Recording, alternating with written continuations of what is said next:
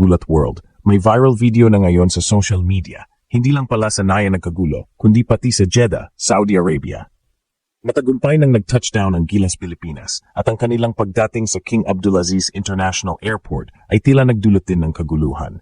Ang buong 12-man lineup ni Coach Tim Cone na umalis ng Maynila noong Hulyo 30 ay dumating ngayong umaga, Hulyo 30 Wars, matapos ang humigit kumulang 15 oras na biyahe. Sasalang agad sila sa practice para sa FIBA Asia Cup kasama ang full integration ni June Mar Fajardo. Isang huling tune-up game laban sa Jordan na nakatakda sa Agosto 12. Kasama sa team si Calvin Oftana habang pinalitan ni Japeth Aguilar si Kai Sotto.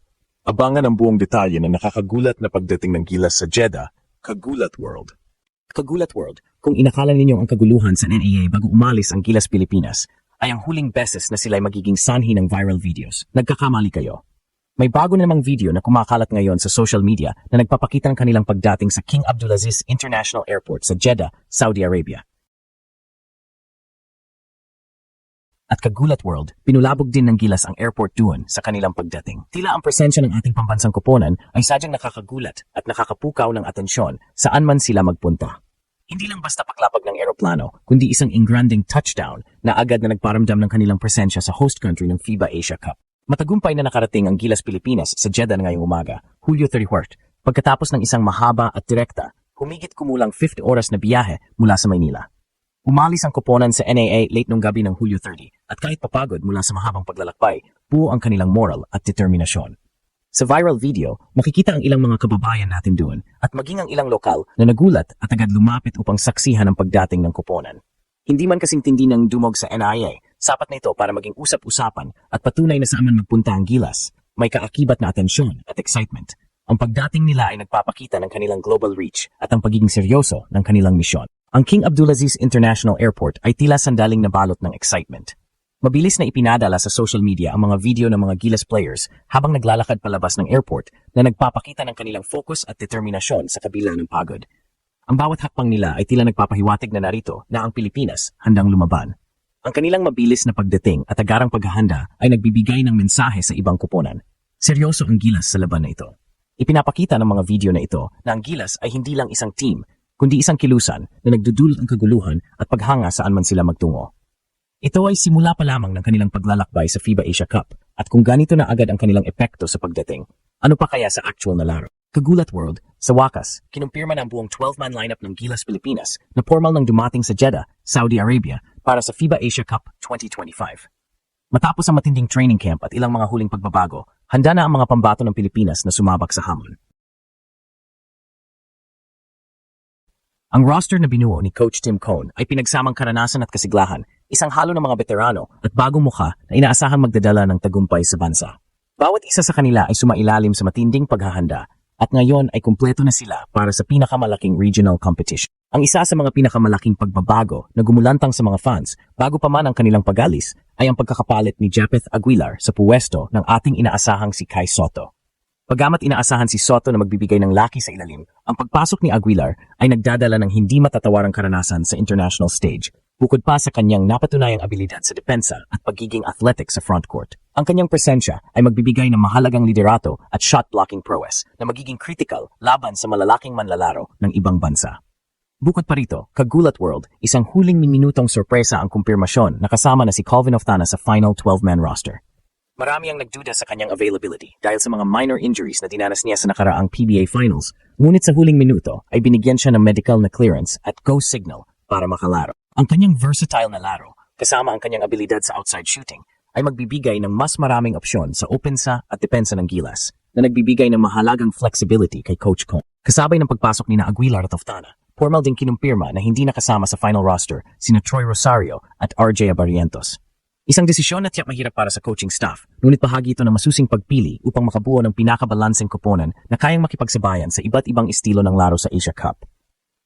Ang Gilas lineup na lumipad patungong Jeddah ay binubuo ni June Mar Fajardo, Japeth Aguilar, Dwight Ramos, Justin Brownlee, Scotty Thompson, AJ Edu, Jamie Malonzo, CJ Perez, Chris Newsome, Kevin Cuyambao, Carl Tamayo, at Calvin Oftana. Ang kumpletong team na ito, Kagulat World, ay sumasalamin sa estratehikong pagpaplano ni Coach Tim Cone na naglalayong pagsamahin ang pinakamahusay na talento at chemistry para sa isang matagumpay na kampanya sa FIBA Asia Cup. Handang-handa na sila sa mga laban at inaasahan natin ang kanilang matinding pagganap. Kagulat World, pagdating ng Gilas Pilipinas sa Jeddah, Saudi Arabia ngayong umaga, Hulyo 31, agad na sinimulan ng koponan ang kanilang battle prep. Walang sinayang na oras ang ating mga nationals. Agad silang sasalang sa practice session pagkababa pa lamang ng eroplano.